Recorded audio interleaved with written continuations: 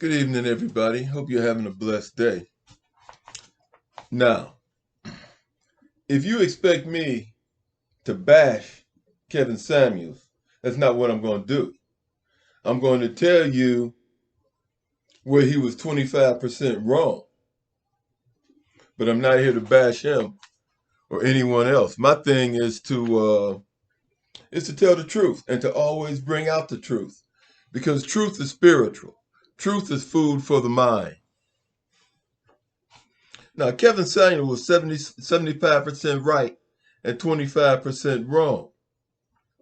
And he was disrespectful to an extent, but not how most of you think. You see, Kevin Samuels was a beta male at one time. And if you pay attention to his videos, he will tell you how he was married, it didn't work. He will tell you how he married a woman who had kids, and that didn't work. So you have to assume that there were some emotional scars. He did suffer from some emotional scars. And he was somewhat narcissistic because, as he would tell women, no one's a 10, he still rated himself a 10. And he was not a 10.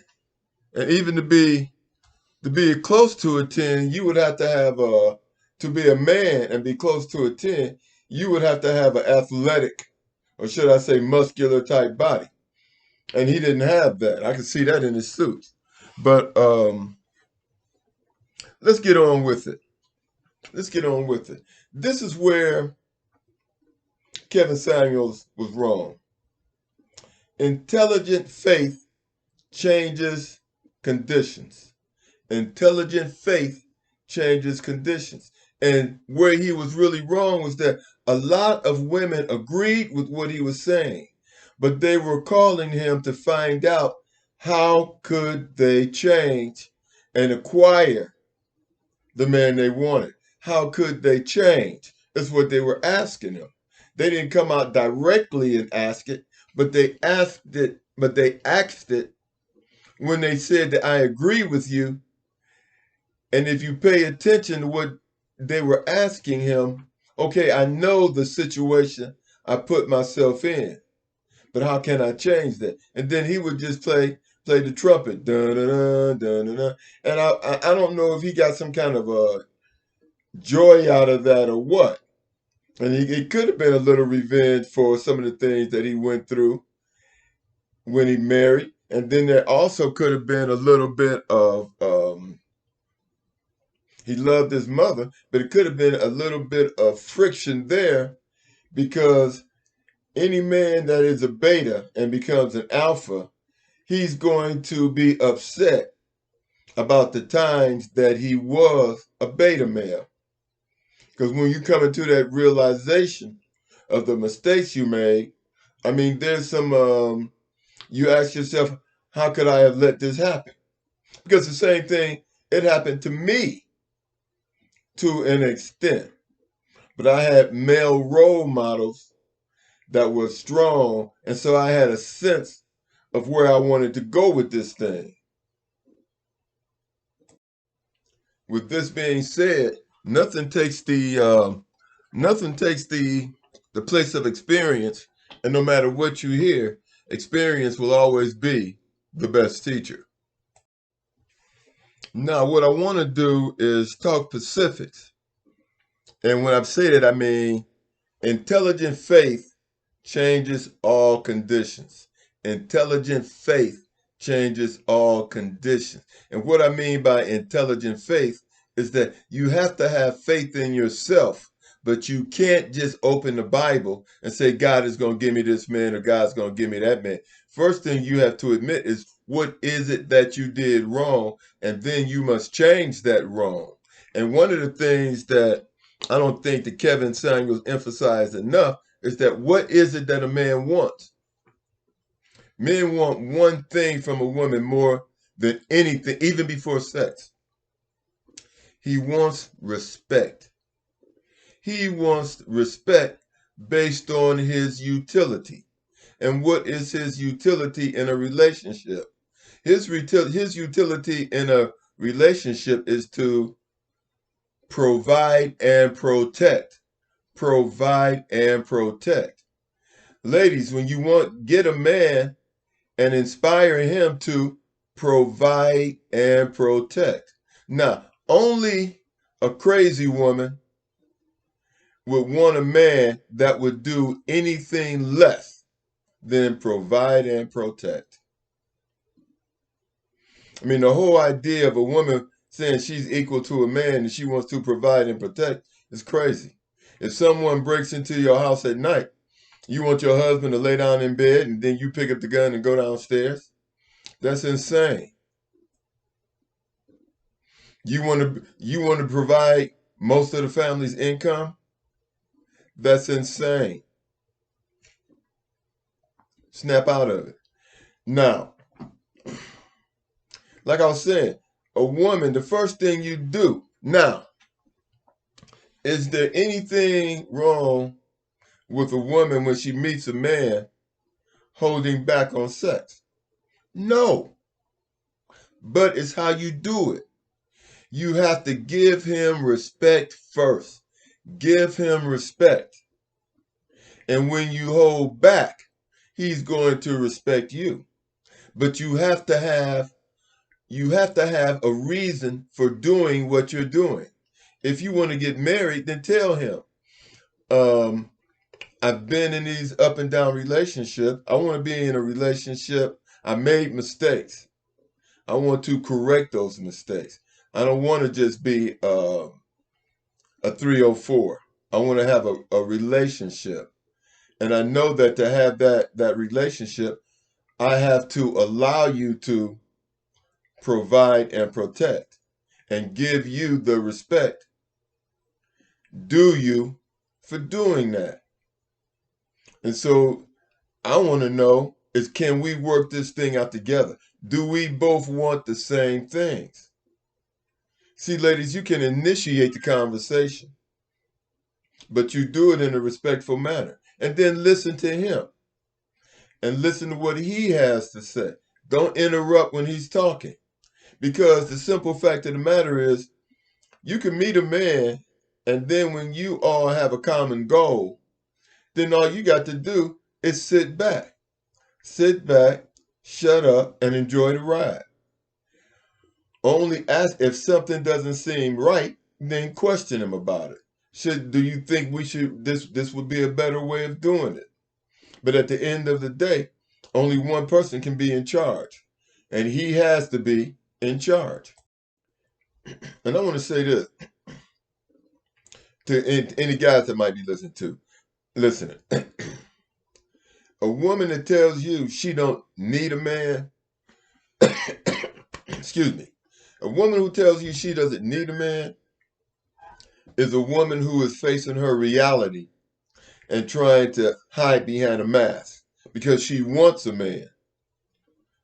And that's why she's saying, I don't want a man, because she's accepting her reality. This is a woman that can change. But a woman that tells you, I don't need a man, or she tells you that a woman is equal to a man, leave her alone, because she is delusional. Any woman that talks this transgender stuff is delusional. She's too far gone. If she doesn't have the common sense to realize there's a difference between a man and a woman, leave her alone. Because I don't know what's wrong with her. I don't know. Only thing I know is that she's too far gone. Now, should you be in love with a man before you marry him? No. No. What you should have is a common objective. And if you, as you reach these goals and start to define your common objective, accomplishing your common objective, that's when you should start then you allow yourself to fall in love.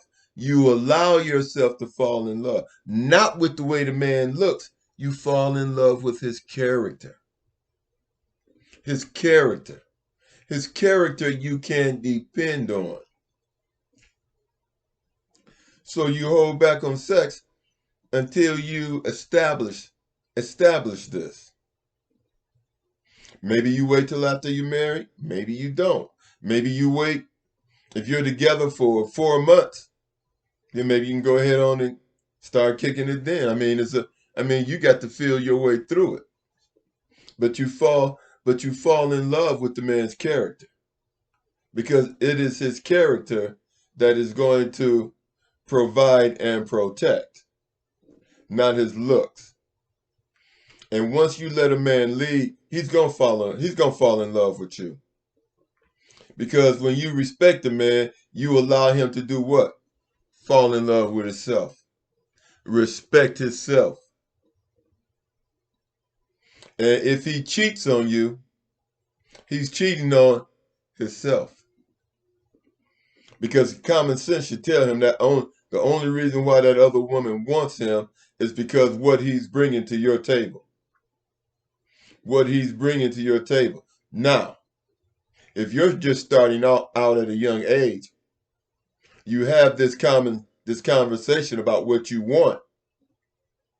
Once the wheels start turning and things get into him and things start to manifest, he should not have time to be running the streets. Providing and protecting you and your children should take away all that running the street stuff. It should take away all that. If he's got time to run the streets and spend time with other women, then obviously he's not taking care of his business at home. And I can pretty much say the same about a woman who's running around cheating on a man. Anybody who cheats is probably immature. It probably comes down to immaturity. And if you feel the necessity to cheat, then something must be going on. Something's going on wrong in your sex life. And I tell you this, lady, anytime your husband wants sex, give it to him. Because if you don't give it to him, it's another woman out there. There's a 304 that will give it to him. There's a 304 that will give it to him. You give it to him, and there's less chance of him bringing something home, some disease home or something like that.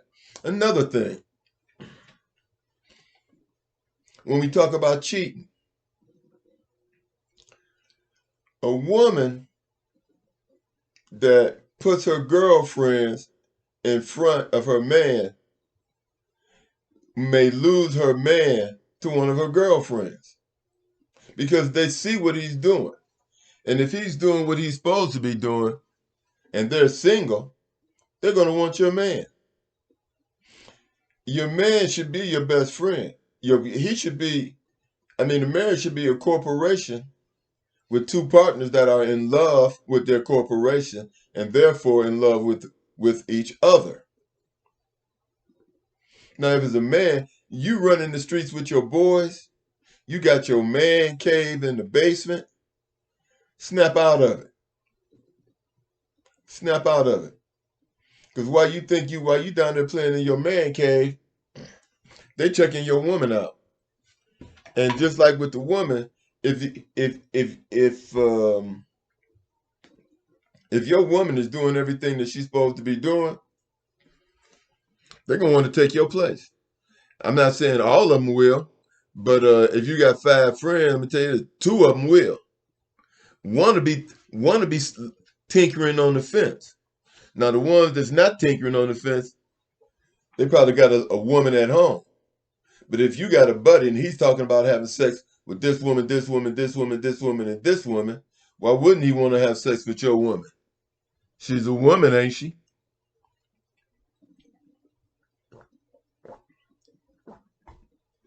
And the reality of the situation, if all he's doing is running around having sex with this woman, this woman, and this woman, and this woman, he's immature himself because he's not setting up a family. He's not setting up his own generational wealth. And when I say generational wealth, I'm not talking about money. I'm talking about a family. Because you raise your children not to give them what you attained in life, because what you attained in life is for your old age. Your children, you raise them to be responsible, self-supporting adults, and to give you what? Grandchildren. To give you grandchildren. I'm going to tell you what a lot of Caucasians have been taught to do. They've been taught to marry young, buy a house, try to pay it off before the 30 years. Try to pay it off in 20 or 15. And once you pay it off, sell it. Sell it and take the money. Your house goes up in value. You take the money and you put it all into your next home. You put it all into your next home. And then you shouldn't have to pay, but then you should be able to pay off your next home within 10 years.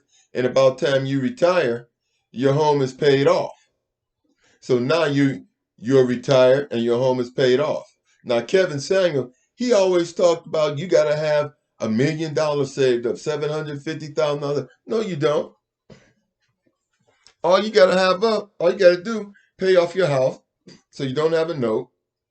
Have about, I don't know, $40,000, $50,000 saved up. And guess what? He never talks about your retirement check. You're going to get Social Security. You're going to get Social Security. So it ain't like you got to live off the money you save. And Kevin never mentions this. And there is nothing wrong with a woman working once the children get about 12, 13, 14 years old or 15 and they are established school-wise, taking care of their business. There's nothing wrong with your woman getting a job.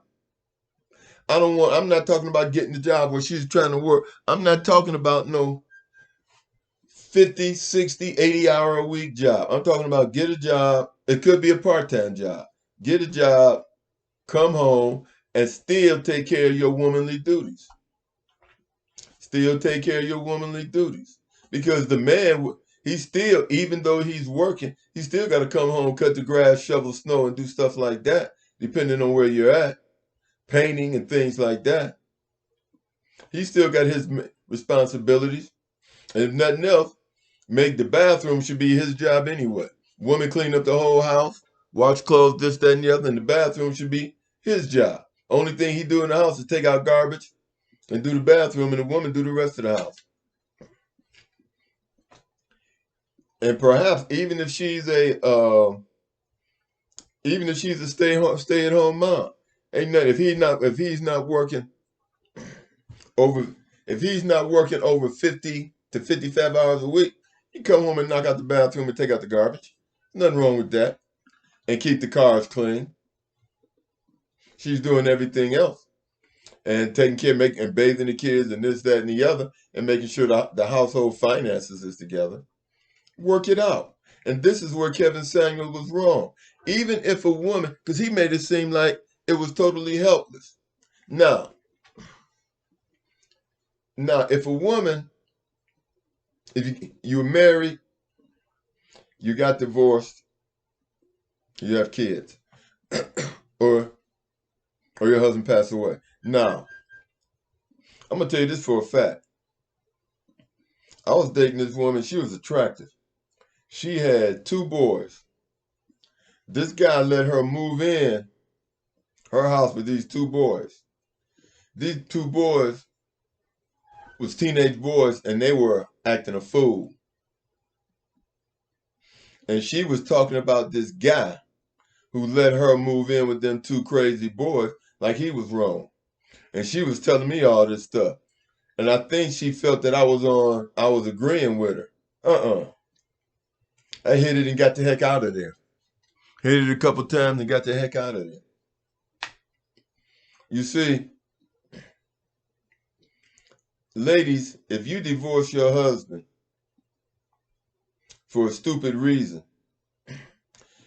and you tell this man why you divorced him, it better be for a good reason. And the only reason that could be is if he's abusing you in some kind of way. Because the simple fact of the matter is, a relationship is a labor of love. You stick it out. And another thing, if you did something, if you divorced him for the wrong reasons, then you tell that man, yeah, I divorced him and I shouldn't have. I should have stayed with him, blah, blah, blah, blah, blah. I learned my lesson. Now, if you want to try to work this thing out, if you want to work this thing out, then let's work it. Let's work it. Let's work it together and discuss objective plans and things like that. And discuss the kids. Discuss the kids. And then you sit down and you all have a conversation with the kids about how you can work this thing out. Let the children know what is expected of them. Let them know. Now, you also have to worry about if it's discipline. If the husband's not in there, then you got to come up with some kind of discipline scenario. That's up to you. In some situations, it could be, if your kid is a total knucklehead, could be impossible, and you just gonna have to wait. Tell him, hey, let's just hang in here, do it. Let's try to do the best we can, and then when my kids are grown and gone, then let's hook it up.